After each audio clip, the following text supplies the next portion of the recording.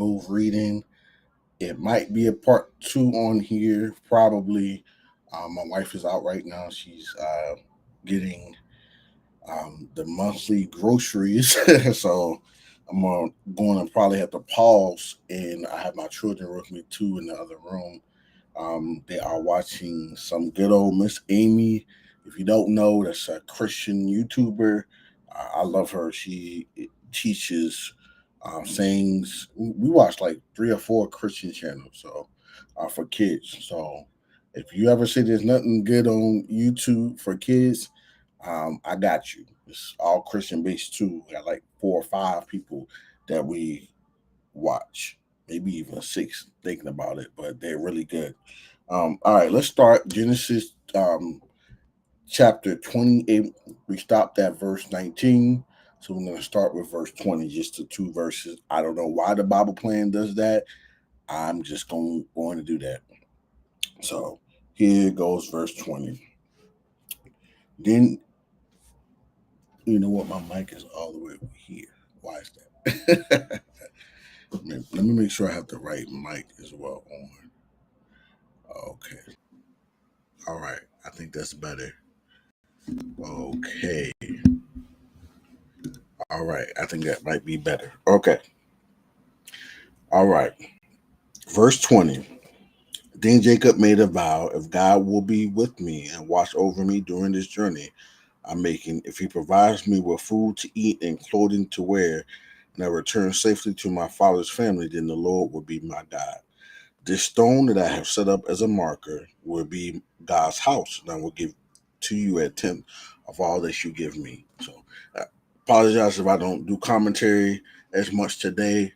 Like I said before, I might have to do part two, so just bear with me. All right, chapter 29. Jacob resumed his journey and went to the eastern country. He looked and saw a well in their field. Three flocks of sheep were lying there beside it because the sheep were watered from this well, but a large stone covered the opening of the well. The shepherds would roll the stone from the opening of the well and water the sheep when all their flocks were gathered there. Then they would return the stone to its place over the well's opening. Jacob asked the men at the well, my brothers, where are you from? We're from Haran, they answered. Do you know Laban, grandson of Nahor? Jacob asked them. They answered, we know him. Is he well? Just trying to see. Is he well? Jacob asked. Yes, they said. And here is his daughter Rachel coming with his sheep. Then Jacob said, look, it is still broad daylight. It's, it's not time for the animals to be gathered. Water the flock, then go out and let them graze. But they replied, we can't until all the flocks have been gathered and the stone is rolled from the well's opening. Then we will water the sheep. While he was still speaking with them, Rachel came with her father's sheep, for she was a shepherdess. As soon as Jacob saw his uncle Laban's daughter, Rachel, with his sheep, he went up and rolled the stone from the opening and watered his uncle Laban's sheep. Then Jacob kissed Rachel and wept loudly. He told Rachel that he was her father's relative, Rebekah's son. She ran and told her father. When Laban heard, verse 13, when Laban heard the news about his sister's son, Jacob, he ran to meet him, hugged him, and kissed him. Then he took him to his house. And Jacob told him all that had happened. Just give me one moment. Make sure I'm not missing any comments from my other.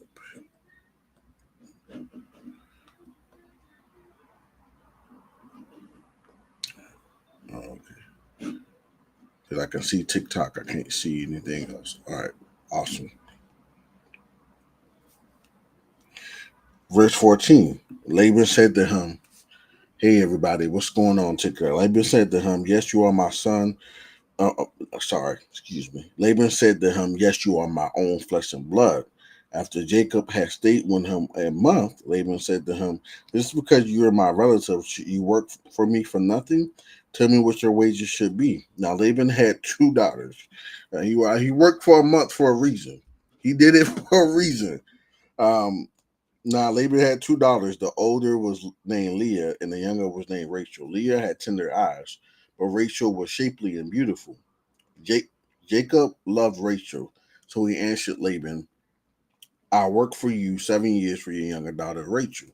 Laban replied, "Better than that I give her to you than to some other man. Stay with me." So Jacob worked 7 days. Excuse me, if it was 7 days. So Jacob worked 7 years for Rachel, and they seemed like only a few days to him because of his love for her. Then Jacob said to Laban, "Since my time is complete, give me my wife, so I can sleep with her." Laban, so Laban invited all the men of the place and sponsored a feast. That evening, Laban took his daughter Leah, and gave her to Jacob, and he slept with her. And Laban gave his slave Zilpah to his daughter Leah as her slave. When morning came, there was Leah. So he said to Laban, "What is this you have done to me? Wasn't it for Rachel that I worked for? That I worked for you? Why have you deceived me?" Laban answered, "It is not the custom in this place to give the younger daughter in marriage before the firstborn. Complete this week of wedding celebration, and we will also give you this younger one in return for working yet another 7 years for me." And Jacob did just that. He finished the week of celebration, and Laban gave him his daughter Rachel as his wife. And Laban gave his slave Bilhah to his daughter Rachel as her slave. Jacob slept with Rachel also, and indeed he loved Rachel more than Leah. And he worked for Laban another 7 years. Wow. I don't know if this got to go back and look. So he worked for 7 years and then he got Leah. Then it says he worked for another 7 years. It said he did just that. He married Rachel. I don't know if it's a 7 plus 7 or 7 plus 7, and then after he worked another 7. Um, but anyway, he sure thought Rachel was fine. Hey, everybody on TikTok, what's going on? When the Lord saw that Rachel was unloved, he opened her womb, but Rachel was unable to conceive. Leah conceived, gave birth to a son, and named him Reuben. For she said, "The Lord has seen my affliction. Surely my husband will love me now." How many women have done that? That said, "I'm about to give him his baby. His baby. He should love me more." It don't work like that. She conceived again, gave birth to a son, and said, "The Lord heard that I am unloved and has given me this son also." So she named him Simeon. She conceived again, gave birth to her son, and said, "At last my husband and I will become attached to me, because I have borne 3 sons for him." Therefore he was named Levi. And she conceived again, gave birth to a son, and said, "This time I will praise the Lord." Therefore she named him Judah. Then Leah stopped having children. All right, chapter 30. If you guys are reading along with me, I'm in Genesis chapter 30. Genesis chapter 30. I'm trying to put in these. There we go. All right, that's better. Genesis chapter 30. After this chapter, I'm gonna go in there and check on my sons real quick. So just be patient. If I'm going for like 15 seconds, I'm just checking up on my 2 sons. When Rachel saw that she was not bearing Jacob any children, she envied her sister. "Give me sons or I will die," she said to Jacob. Jacob became angry with Rachel and said, "Am I in God's place, who has withheld offspring from you?" Then she said, "Here's my maid Bilhah.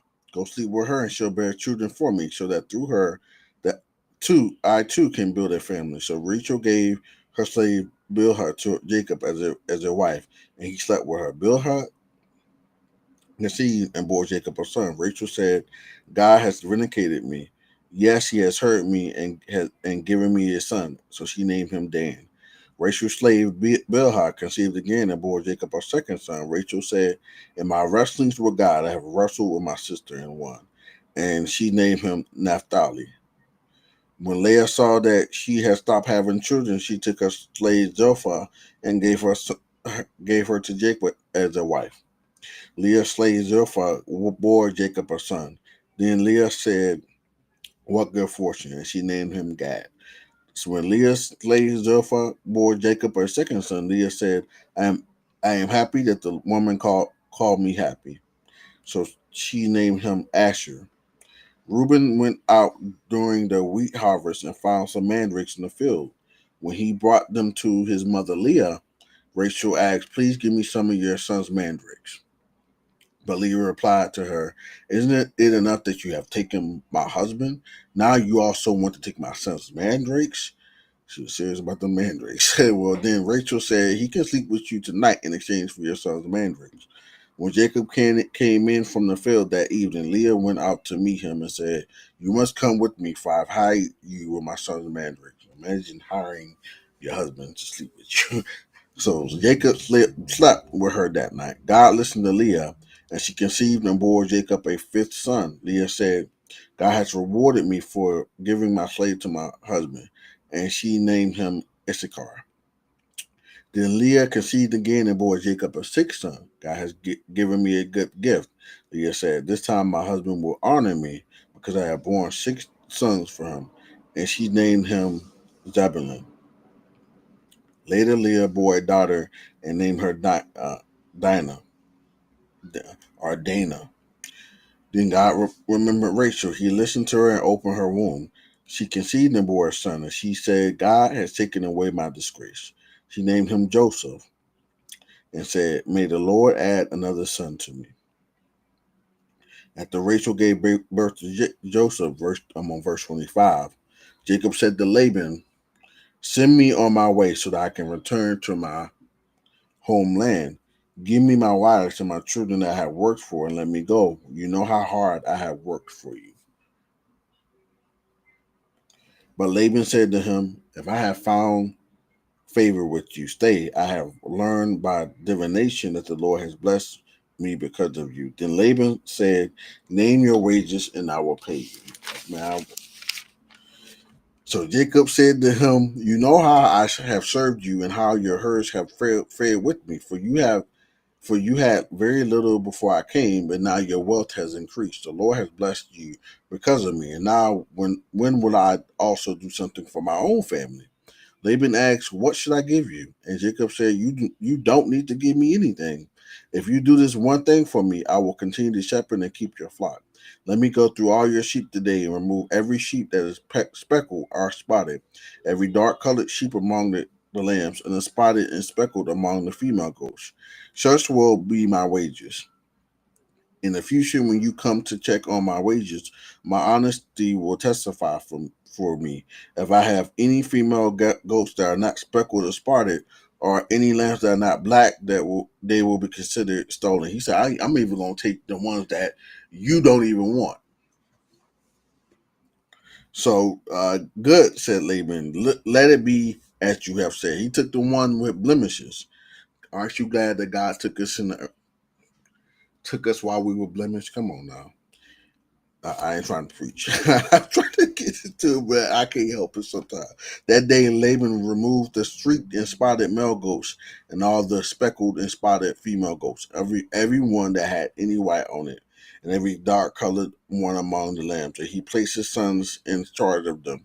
He put a 3-day journey between himself and Jacob. Jacob, meanwhile, was shepherding the rest of Laban's flock. Jacob then took branches of fresh poplar, almond, and plainwood and peeled the bark, exposing white strips in the branches. He set the peeled branches in the throws in front of the sheep, in the water channels where the sheep came to drink, and the sheep bred when they came to drink. Their flocks bred in front of the branches and bore streaked, speckled, and spotted young.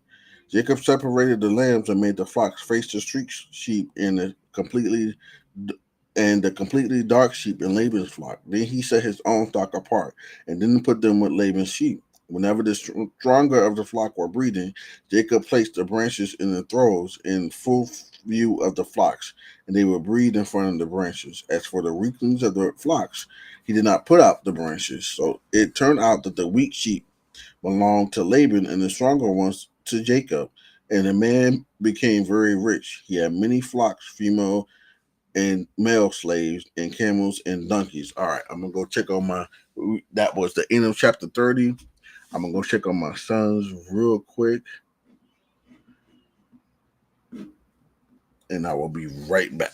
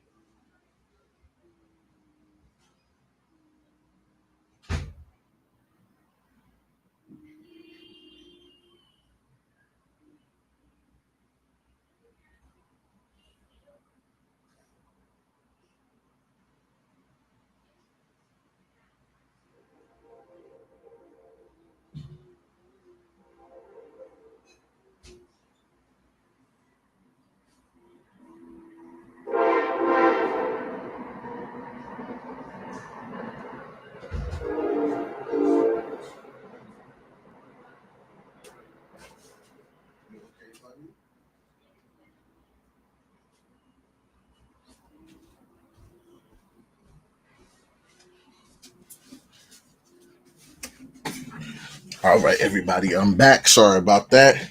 Got the sons with me. So we're on chapter 31, Genesis chapter 31, starting at verse 1.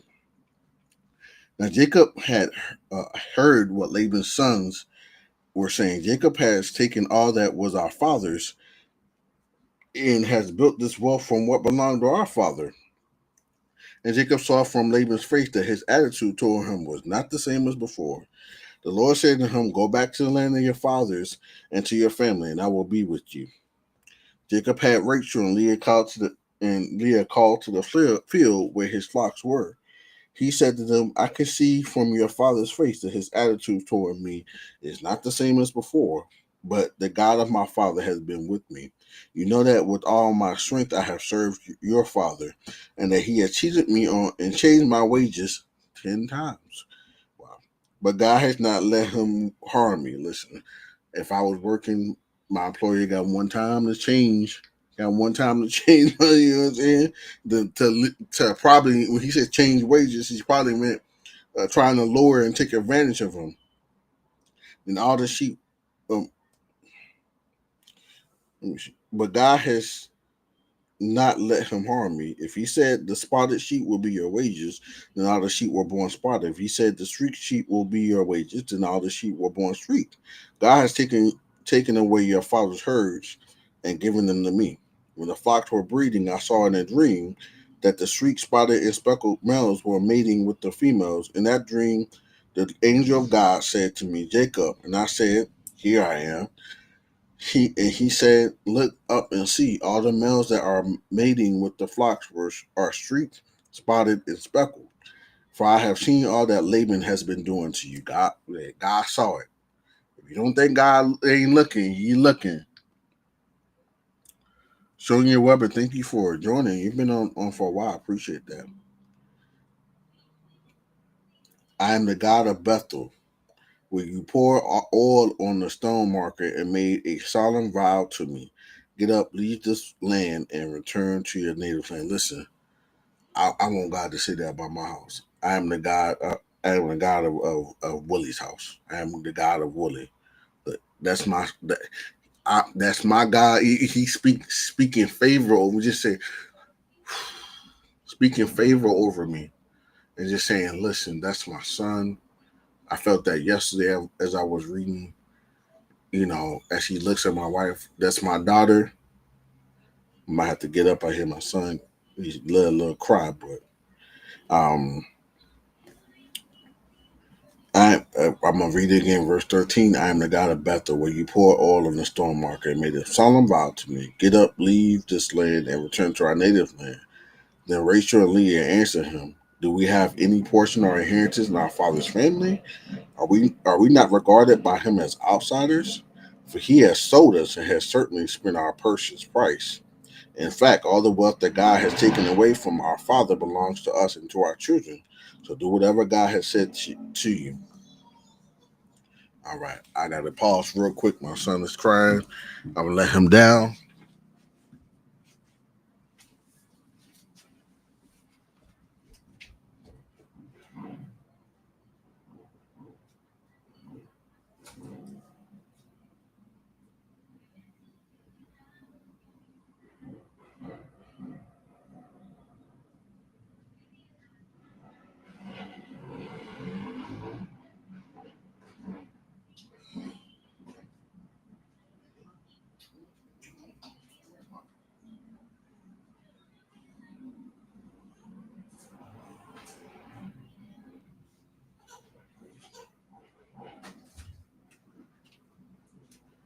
Boom, boom, boom.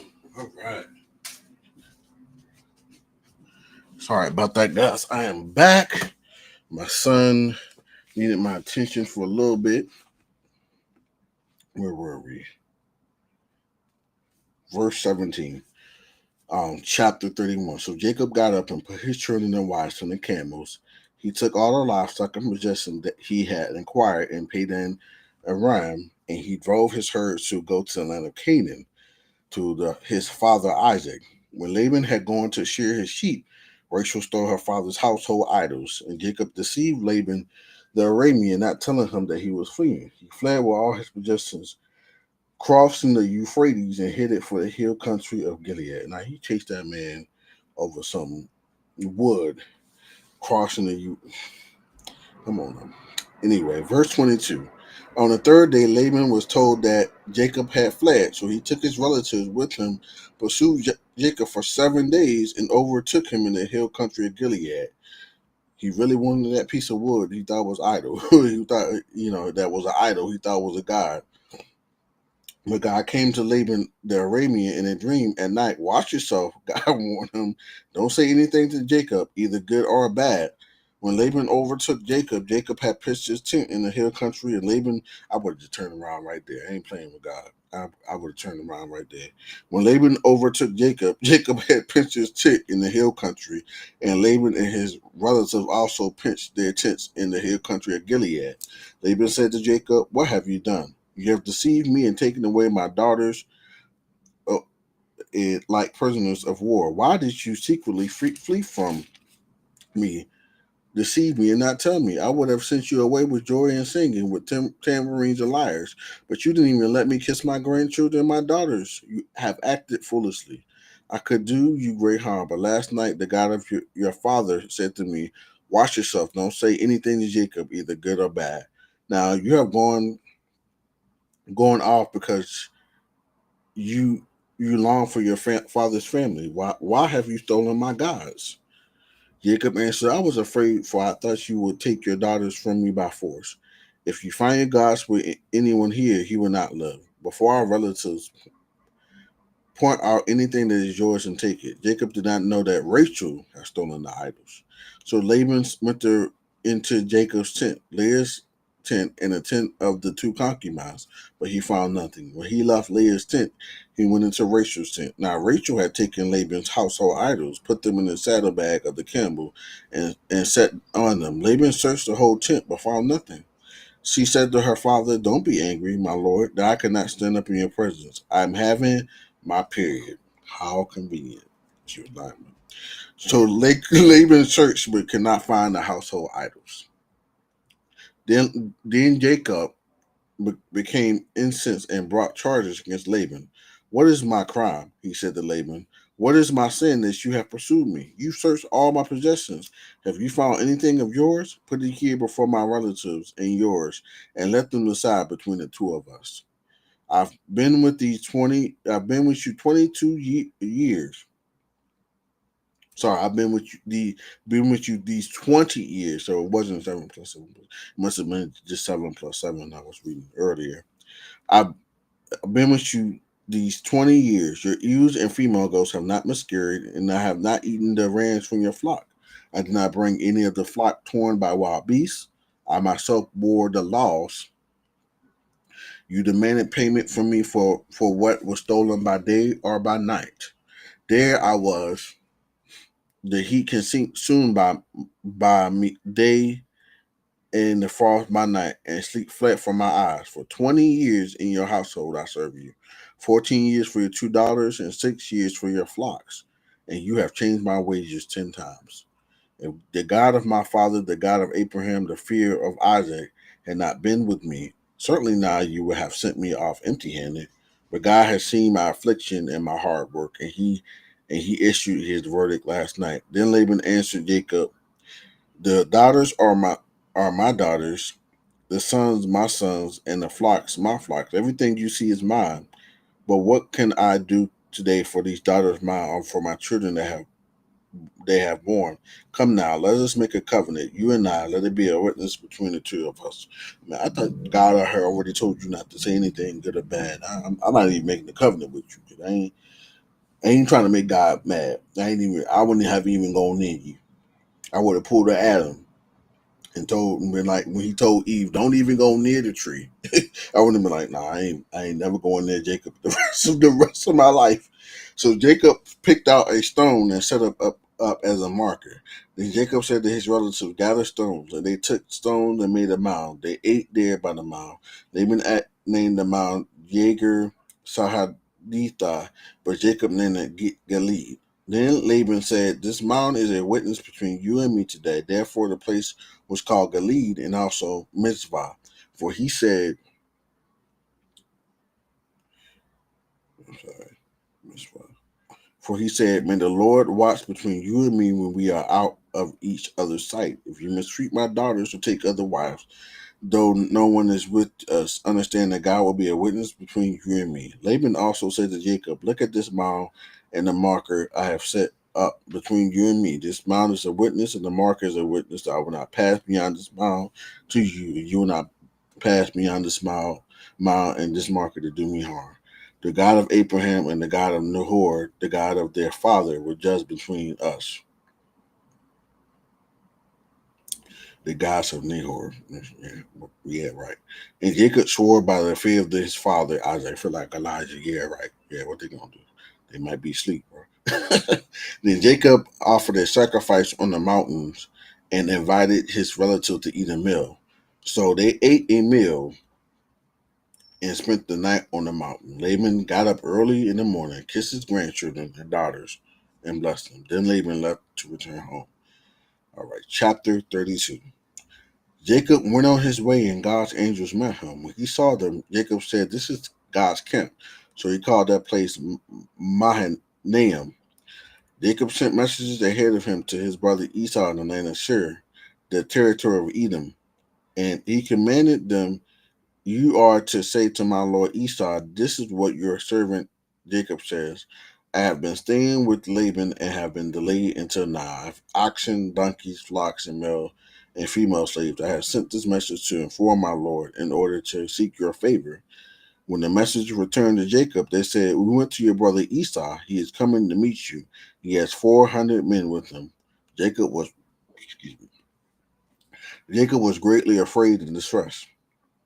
He divided the people with them into two camps, along with the flocks, herds, and camels. He thought, if Esau comes to one camp and attacks it, the remaining one can escape.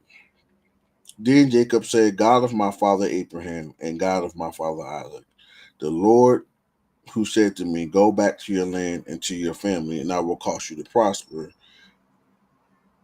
Sorry, let me say that again. "Go back to your land and to your family, and I will cause you to prosper." So I hate like sounding like I was doing a run on sentence. I hate doing that. Sorry. I am unworthy of all the kindness and faithfulness you have shown your servant. Indeed, I crossed over the Jordan with my staff, and now I have become two camps. Please rescue me from my brother Esau, for I am afraid of him. Otherwise, he may come and attack me, the mothers and their children. You have said, I will cause you to prosper, and I will make your offspring like the sand of the sea, too numerous to be counted.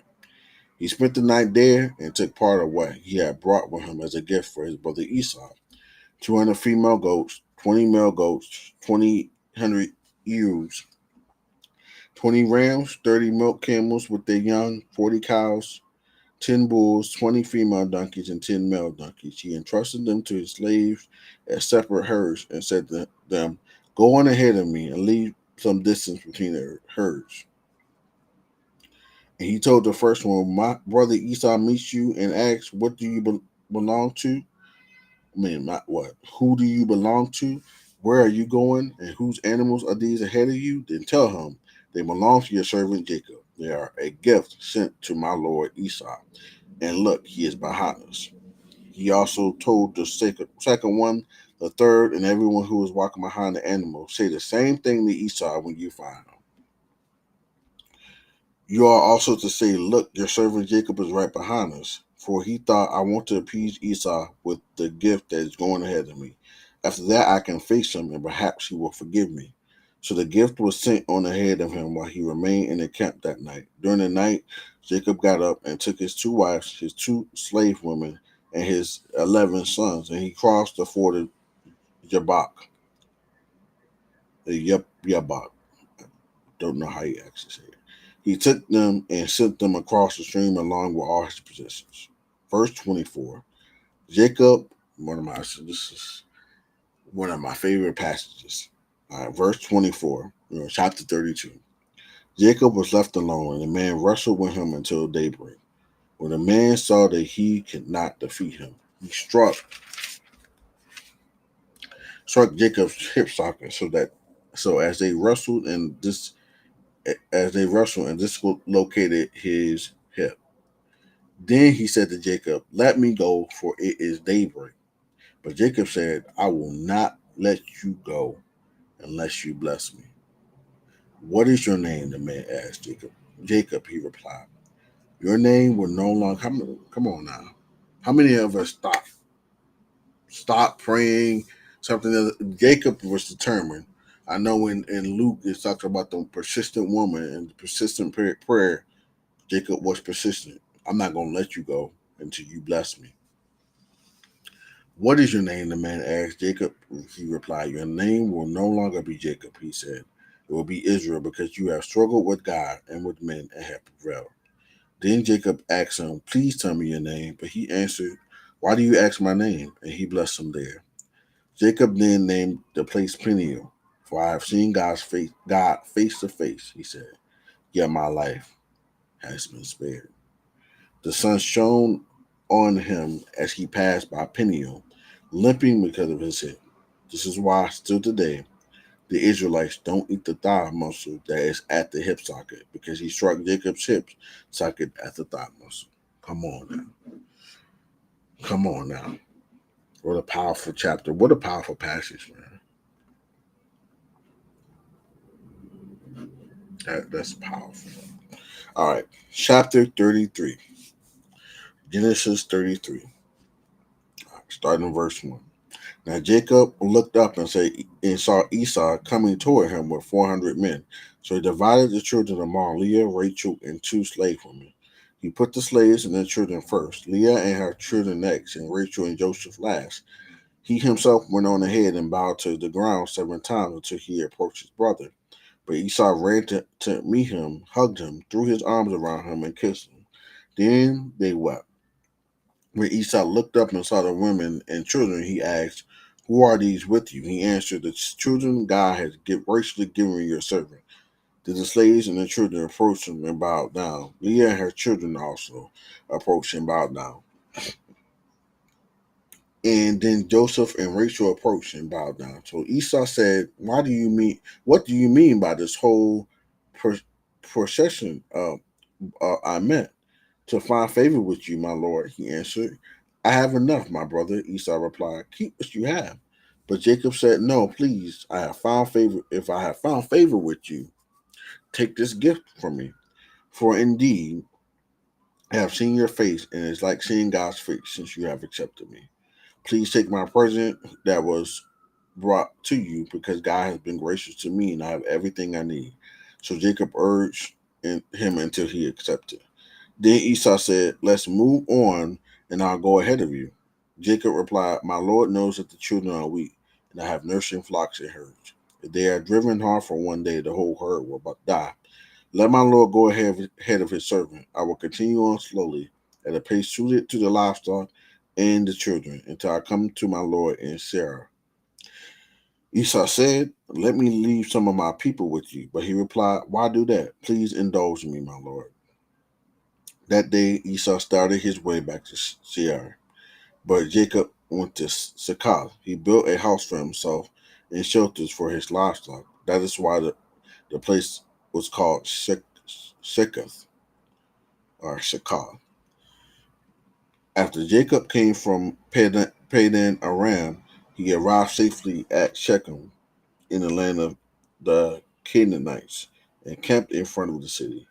He purchased a section of the field where he had pitched his tent from the sons of Hamor, Shechem's father, for 100 pieces of silver, and he set up an altar there and called it God, the God of Israel. I don't know if this version is saying it right. Let me go see. Now I gotta go see. Sorry.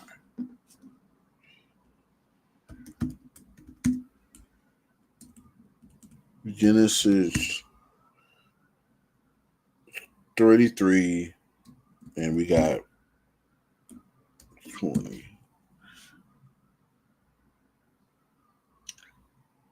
Okay, let's go to. It says there he in the, this is NIV. There he set up an altar and called it El Elo Israel. It can mean El is the God of Israel or Mighty is the God of Israel. Okay, I don't want you guys thinking that that altar is actually God, um, but he was just praising God. All right, we are on chapter 34. It might not be a part two. I don't know. It just depends on when my wife comes. I'll be willing to help her. Leah's daughter, the name, I think that's how you say it, whom Leah bore to Jacob, went out to see some of the young women of the area. When Shechem, son of Hamor the Hivite, who was the region's chef team, sorry, let me drink some water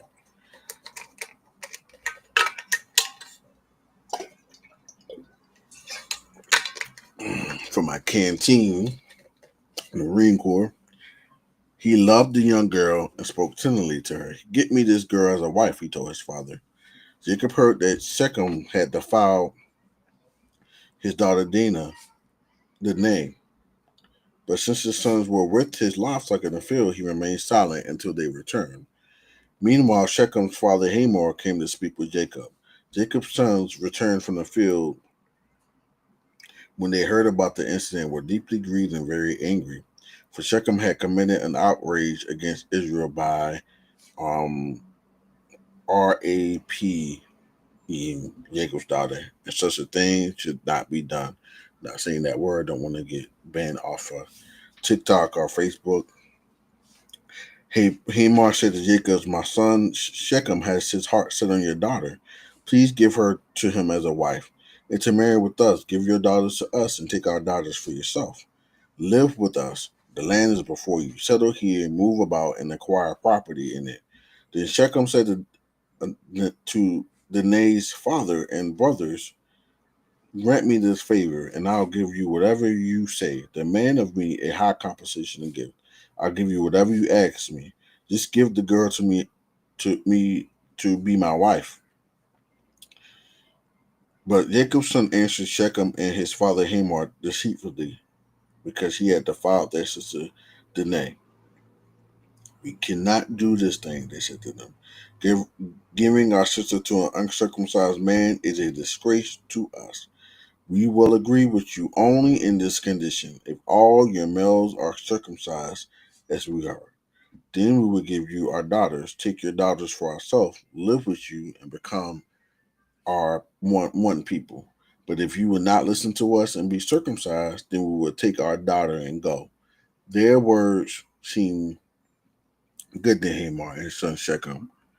The young man did not delay doing this because he was delighted with Jacob's daughter. Now he was the most important in all his father's family. So Hamor and his son Shechem went to the gate of their city and spoke to the men of their city. These men are peaceful towards us, they said. Let them live in our land and move about in it, for indeed the region is large enough for them. Let us take their daughters, as our wives, and give our daughters to them. But the men who will agree to live with us and be one people only on this condition: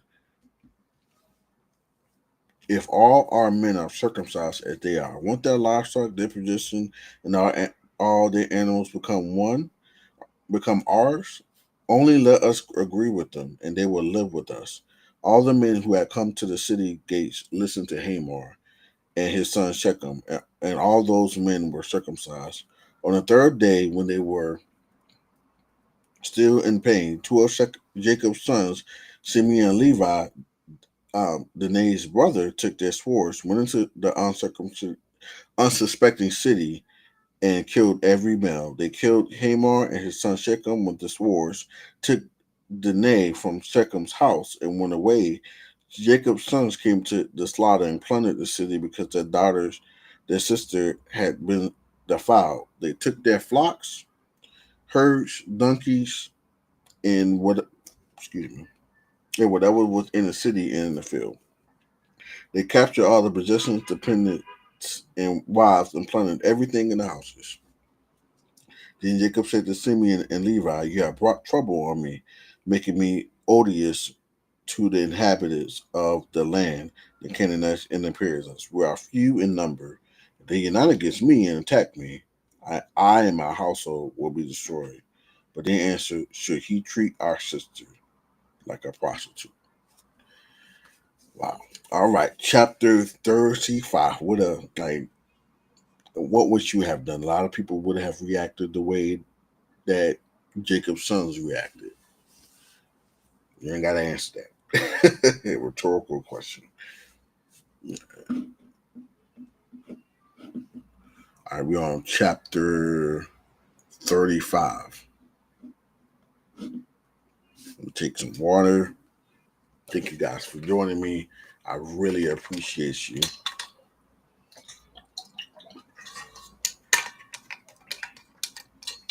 All right, chapter 35. God said to Jacob, "Get up, go to Bethel and settle there. Build an altar there to the God who appeared to you when you fled from your brother Esau." So Jacob said to his family and all who were with him, "Get rid of the foreign gods that are among you. Purify yourselves and change your clothes. You must get up and go to Bethel. I will build an altar there to the God who answered me in my day of distress. He has been with me everywhere I have gone." Then they gave Jacob all their foreign gods and their earrings, and Jacob hid them under the oak near Shechem. When they set out, a terror from God came over the cities around them, and they did not pursue Jacob's sons. Come on, God. So Jacob and all who were with him came to Luz, that is Bethel, in the land of Canaan. Jacob built an altar there and called the place El Bethel, because it was there that God had revealed himself to him when he was fleeing from his brother Deborah, however you say, the one who had nursed and raised Rebekah, died and was buried under the oak south of Bethel. So Jacob called it Elon Bakah. God appeared to Jacob again after he returned from Padan Aram, and he blessed him. God said to him, "Your name is Jacob. You will no longer be named Jacob, but your name will be Israel." So he named him Israel. God also said to him, "I am God Almighty. Be fruitful and multiply. A nation, indeed, an assembly of nations will come from you, and kings will descend from you. I will give to you the land that I gave to Abraham and Isaac, and I will give the land to your future descendants." Then God withdrew from him at the place where he had spoken to him. Jacob set up a marker at the place where he had spoken to him, a stone marker. He poured a drink offering on it and anointed it with oil. Jacob named the place where God had spoken with him Bethel. All right, verse 16. It set out from Bethel. When they were still some distance from Ephraim, Rachel began to give birth, and her labor was difficult. During her difficult labor, the midwife said to her, "Don't be afraid, for you have another son." With her last breath, for she was dying, she named him Ben Oni, but his father called him Benjamin. So Rachel died and was buried on the way to Ephrath, that is Bethlehem. Jacob set up a marker on her grave. It is a marker at Rachel's grave still today. Verse 21. Israel set out again and pitched his tent beyond the tower of Edor. Yes, son. While Israel was living in that region, Reuben went in and slept with his father's concubine Bilhah, and Israel heard about it. Jacob had 12 sons. Leah's sons were Reuben, Jacob's firstborn, Simeon, Levi, Judah, Issachar, and Zebulun. Rachel's sons were Joseph and Benjamin. The sons of Rachel's slave Bilhah were Dan and Naphtali. The sons of Leah's slave Zilpah were Gad and Asher. These are the sons of Jacob, who was born to him in Padan Aram.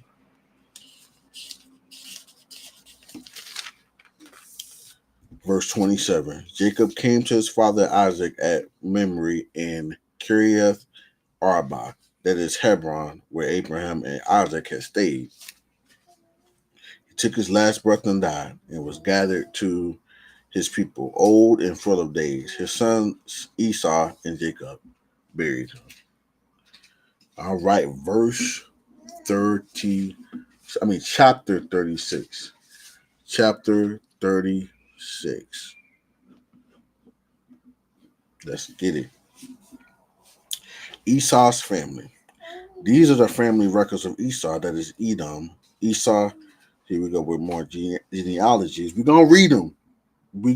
This whole chapter is a lot of genealogy, so we're going to read them. We're going to read the entire Bible. Esau took his wives from the Canaanite women, Ada, daughter of Elon the Hittite, and also, if I butcher these names, please forgive me, Oholibamah, daughter of Ena and granddaughter of Zibeon the Hivite, and Basemath, daughter of Ishmael and sister of Nebiah. Ada bore Eliphaz to Esau. Basemath bore Reuel, and Oholibamah bore Jeish, Jalam, and Korah. These were Esau's sons, who were born to him in the land of Canaan. Esau took his wives, sons, daughters, and all the people of his household, as well as his herds, all his livestock, and all the property he had acquired in Canaan. He went to a land away from his brother Jacob, for their rejections were too many for them to live together, and because of their herds, the land where they stayed could not support them. So Esau, that is Edom, lived in the mountain of Seir. These are the family records of Esau, father of the Edomites, in the mountains of Seir. These are the names of Esau's son: Eliphaz, son of Esau's wife Ada, and Reuel, son of Esau's wife Basemath. The sons of Eliphaz were Teman, Omar, Zepha, Getham, and Kenaz. Timnah, a concubine of Esau's son Eliphaz, bore Amalek to Eliphaz. These are the sons of Esau's wife Ada. These are Reuel's sons, Nahath, Zerah, Shema, and Mizah. These are the sons of Esau's wife Basemath. Excuse me.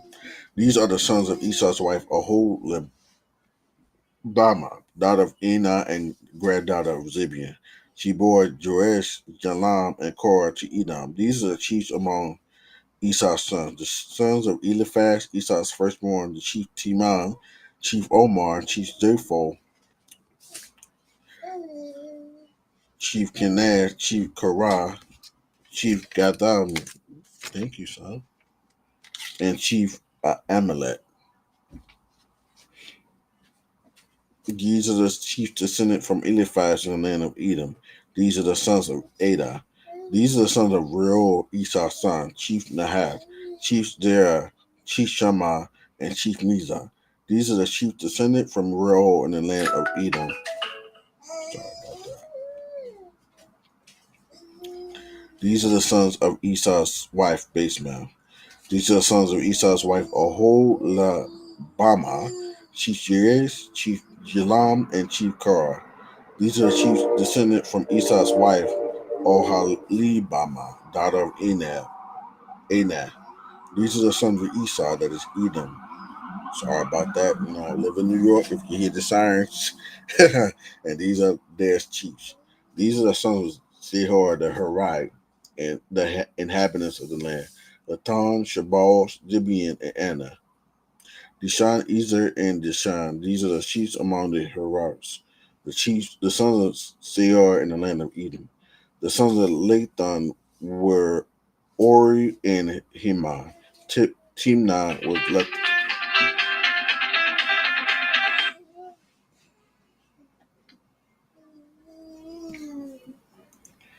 Timnah was Latan's sister. These are Shebal's sons: Al, Phan, Manahath, Ebal, and Shephro and Enam.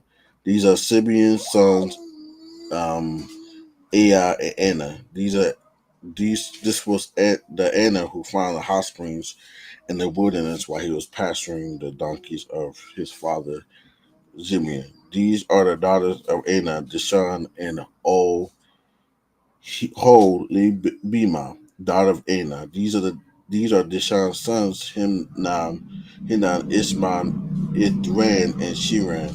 These are Esar's sons, Bilhan, Zavan, and Akan. These are Dishan's sons, Oz, and Aram. These are the chiefs among the Horites: Chief Laton, Chief Jabal, Chief Zibian, Chief Anah, Chief Dishan, Chief Izar, and Chief Dazan. These are the chiefs among the Horites clan by clan in the land of Shur. Sorry, my wife called me. Let me see real quick.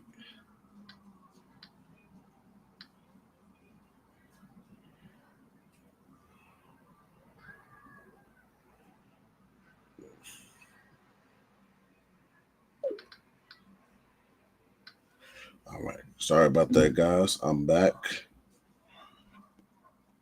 Verse 31. These are the kings who reigned in the land of Edom before any king reigned over the Israelites. Bela, son of Behor, reigned in Edom. The name of his city was Din Haba. When Bela died, Jebub, son of Zerah from Bezrah, reigned in his place. Okay, no worries. I figured she knew. When Jebub died, Hisham from the land of Temanites reigned in his place.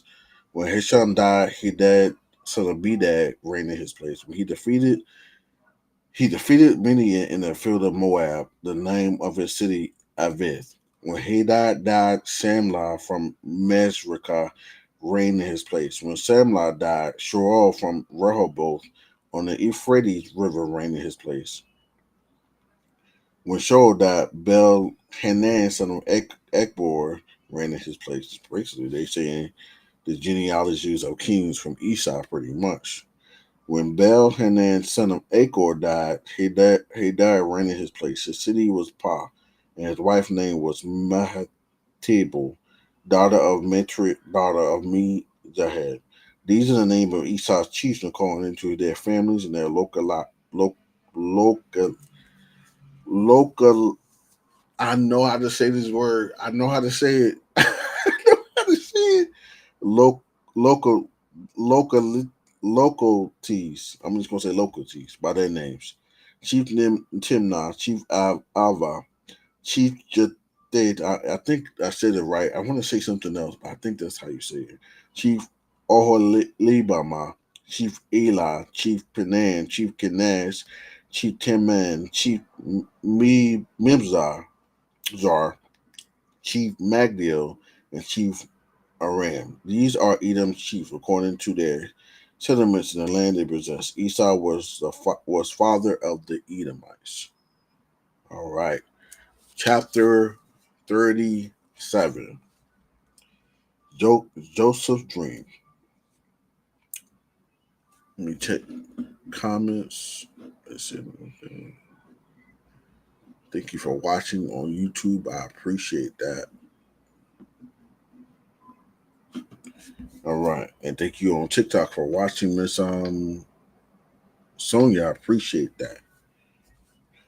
Jacob lived in the land where his father had stayed, in the land of Canaan. These are the family records of Jacob. At 17 years old of age, Joseph tended sheep with his brothers.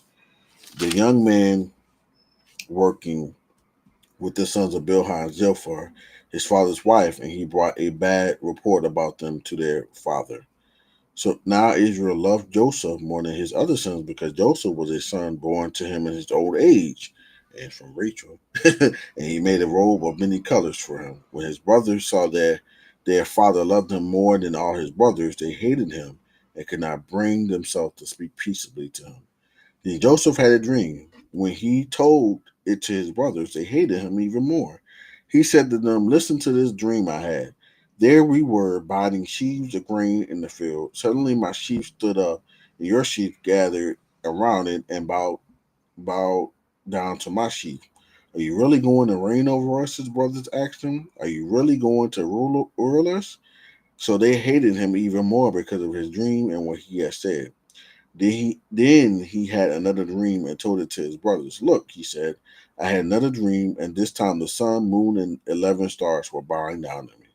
He told his father and brothers, and his father rebuked him. "What kind of dream is this that you have had?" He said, "Am I and your father and your brothers really going to come and bow down to the ground before you?" His brothers were jealous of him, but his father kept the matter in mind. Verse 12, chapter 37. His brothers had gone to pasture their father's flock at Shechem. Israel said to Joseph, "Your brothers, are pasturing the flocks at Shechem. Get ready. I'm sending you to them." "I'm ready," Joseph replied. Then Israel said to him, "Go and see your brother and the flocks and the flocks are doing. Go and see how, sorry, Miss How. Go and see how your brother and the flocks are doing, and bring word back to me." So he sent him from the Hebron Valley, and he went to Shechem. A man found him there, wandering in the field, and asked him, "What are you looking for?"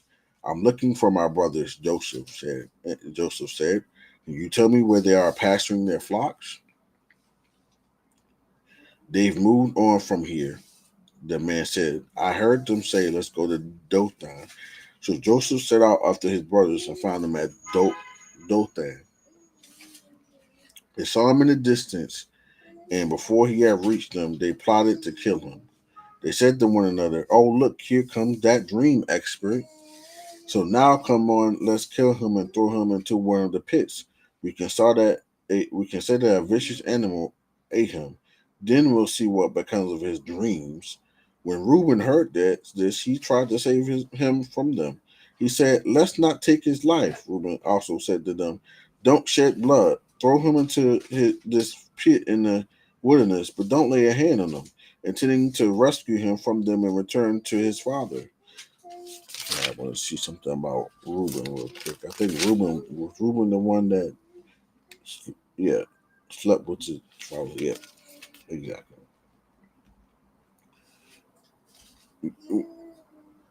Reuben also said to them, "Don't shed blood. Throw him into this pit in the wilderness, but don't lay a hand on him," intending to rescue him from them and return him to his father. When Joseph came to his brothers, they stripped off Joseph's robe, the robe of many colors that he had on. Then they took him and threw him into the pit. The pit was empty, without water. They sat down to eat a meal, and when they looked up, there was a caravan of Ishmaelites coming from Gilead. Their camels were carrying aromatic gum, balsam, and resin, going down to Egypt. Judah said to his brothers, "What do we gain if we kill our brother and cover up his blood? Come on, let's sell him to the Ishmaelites and not lay a hand on him, for he is our brother, our own flesh." And his brothers agreed. When Midianite traders passed by, his brothers pulled Joseph out of the pit and sold him for 20 pieces of silver to the Israelites, who took Joseph to Egypt. When Reuben returned to the pit and saw that Joseph was not there, he tore his clothes. He went back to his brothers and said, "The boy is gone. What am I going to do?" So they took Joseph's robe, slaughtered a male goat, and dipped the robe in its blood. They sent the robe of many colors to their father and said, "We found this. Examine it. Is it your son's robe or not?" His father recognized it. "It is my son's robe," he said. "A vicious animal has devoured him. Joseph has been torn to pieces." Jacob tore his clothes, put sackcloth around his waist, and mourned for his son many days. All his sons and daughters tried to comfort him, but he refused to be comforted. "No," he said, "I will go down to Sheol," meaning hell, pretty much. "Go down to Sheol to my son mourning." And his father wept for him. Meanwhile, the Midianites sold Joseph in Egypt to Potiphar, an officer of Pharaoh and a captain of the guards. Hey, babe, thank you for liking the live. I appreciate you. All right, we are in chapter 38. Chapter 38. At that time, Judah left his brothers and settled near an Edulamite named Hira. There, Judah saw the daughter of a Canaanite named Shur. He took her as a wife and slept with her. She conceived and gave birth to a son, and he named him She conceived again, gave birth to a son, and named him Onan. She gave birth to another son, and named him Shelah. It was at Shazib that she gave birth to him. Judah got a wife for his firstborn, and her name was Tamar. Now Judah's firstborn, was evil in the Lord's sight, and the Lord put him to death. Then Judah said to Onan, "Sleep with your brother's wife, perform your duty as a brother-in-law, and produce offspring for your brother." But Onan knew that the offspring would not be his, so whenever he slept with his brother's wife, he released his semen on the ground so that he would not produce offspring for his brother. What he did was evil in the Lord's sight, so he put him to death also. Then Judah said to his daughter-in-law Tamar, "Remain a widow in your father's house till my son Shelah grows up," for he thought he might die too, like his brothers. So Tamar went to live in her father's house. After a long time, Judah's wife, the daughter of Shur, died. When Judah had finished mourning, he and his friend Hira the Adulamite went up to Timnah to sheep shearers. Tamar was told, "Your father-in-law is going to Timnah to shear his sheep." So she took off her widow's clothes, veiled her face, covered herself, and sat at the entrance to Enium, which is on the way to Timnah. For she saw that though Shelah had grown up, she had not been given to him as a wife. When Judah saw her, he thought she was a prostitute, for she had covered her face. He went over to her and said, "Come, let me sleep with you." For he did not know that she was his daughter-in-law. She said, "What will you give me for sleeping with you? I will send you I will send you a goat from my flock," he replied. But she said, "Only if you leave something with me until you send it." "What should I give?" he asked. She answered, "Your signet ring, your cord, and the staff in your hand." So he gave them to her and slept with her, and she became pregnant by him. She got up and left, then removed her veil and put her widow's clothes back on. When Judah sent the young goat by his friend the Dunamite in order to get back the item she had left with the woman, he could not find her. He asked the men of the place, "Where is the coat prostitute who was beside the road at Enium?" There has been no coat prostitute here," they answered. So the Dulamite returned to Judah, saying, "I couldn't find her. And besides, the men of the place said there has been no coat prostitute here." Judah replied, "Let her keep the item for herself, otherwise we will become a laughingstock. After all, I did send this young goat, but you couldn't find her." About 3 days later, Judah was told, "Your daughter-in-law Tamar has been acting like a prostitute, and now she is pregnant." "Bring her out," Judah said, "and let her be burned to death." As she was being brought out, she sent her father-in-law this message: "I am pregnant by the man whom these items belong." And she added, "Examine them. Whose signet ring, cord, and staff are these?" Judah recognized them and said, "She is more in the right than I." since I did not give her to my son Shelah, and he did not know her intimately again.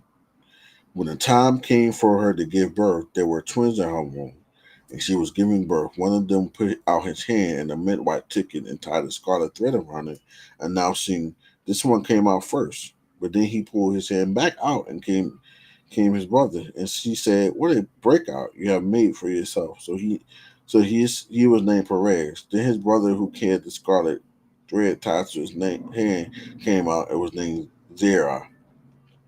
Chapter 39. Now Joseph had been taken to Egypt. Are we all here? Chapter 39. Y'all want to join me?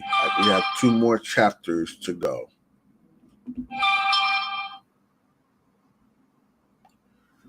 Two more chapters to go.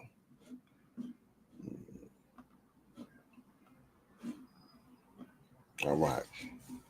Chapter 39, Genesis. Now Joseph had been taken to Egypt.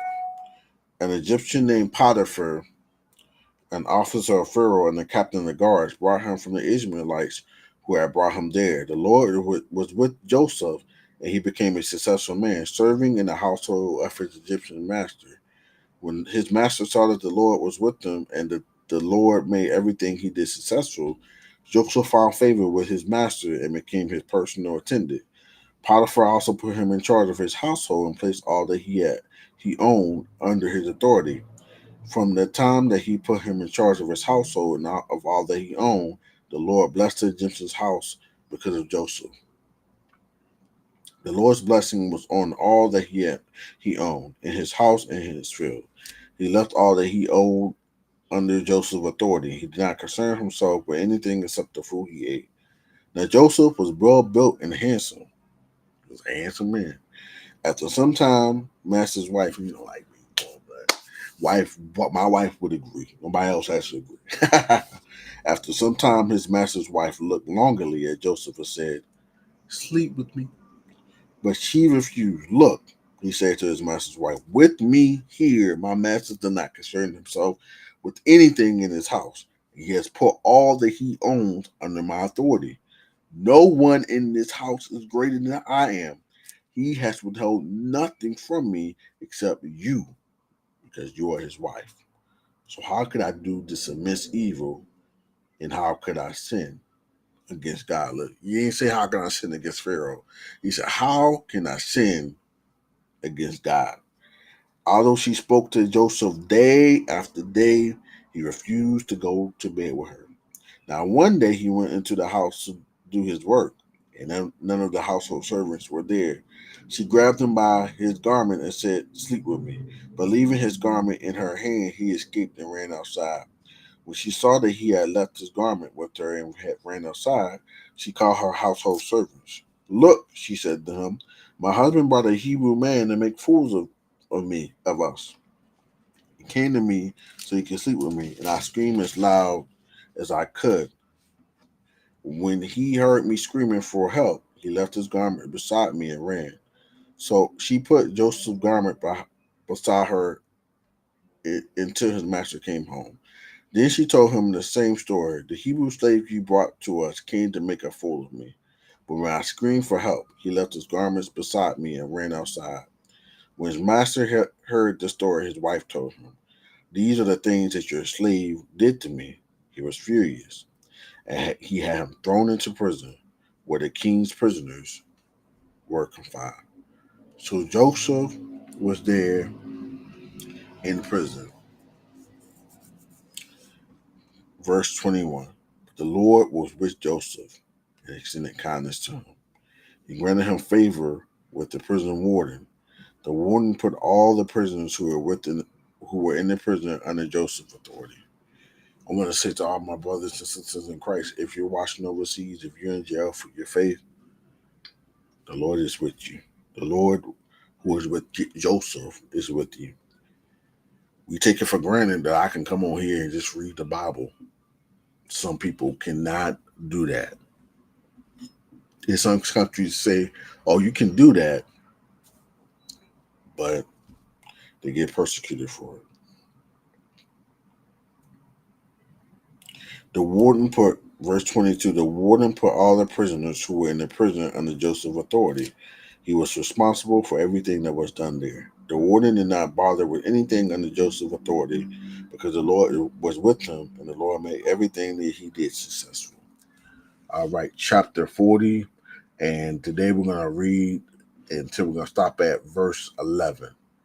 So this is the last one. I was able to get it in today without having to make a part 2. But of course, I was willing to stop to help love on my wife when she needs help when she gets home. All right, chapter 40. After this, the king of Egypt's cupbearer and baker offended their master, the king of Egypt. Pharaoh was angry with his 2 officers, the chief cupbearer and the chief baker, and put them in custody in the house of the captain of the guards in the prison where Joseph was confined. The captain of the guards assigned Joseph to them as their personal attendant, and they were in custody for some time. The king of Egypt's cupbearer and baker, who were confined in the prison, each had a dream. Both had a dream on the same night, and each dream had its own meaning. When Joseph came to them in the morning, he saw that they looked distraught. So he asked Pharaoh's officers who were in custody with him in his master's house, "Why did you look so sad today?" "We had dreams," they said to him, "but there is no one to interpret them." Then Joseph said to them, "Don't interpretations belong to God? Tell me your dreams." So the chief cupbearer told his dream to Joseph. "In my dream there was a vine in front of me. On the vine there were three branches. As soon as it budded, its blossoms came out and its clusters ripened into grapes. Pharaoh's cup was in my hand, and I took the grapes, squeezed them into Pharaoh's cup, and placed the cup in Pharaoh's hand." Hey, you can read some more, but we're going to stop right here for today on day 3. Chapter 40, verse 12 is where we're going to start again. Thank you for joining me. If you guys need any prayer, make sure to message me or my wife. My wife is on live. I think she's on her Holistic Confidence account on TikTok right now. But I love you guys. Thank you for joining me while I'm live. Thank you for listening to it while maybe you sleep or just joining in, listening through it without the day. I just want to encourage people to get into God's Word because I've read it from cover to cover about 4 or 5 times in the last year and a half. And I'm a father. I have 2 sons, 2 young ones. And hey, your boy No Excuse battles with PTSD. Some Now I won't even get into all of it, but God is a healer, and I got through it. So can you? 4 or 5, like 4. I lost count. I think it's 4 times now. So God bless you. Join me tomorrow for day 4. I love you guys. Peace.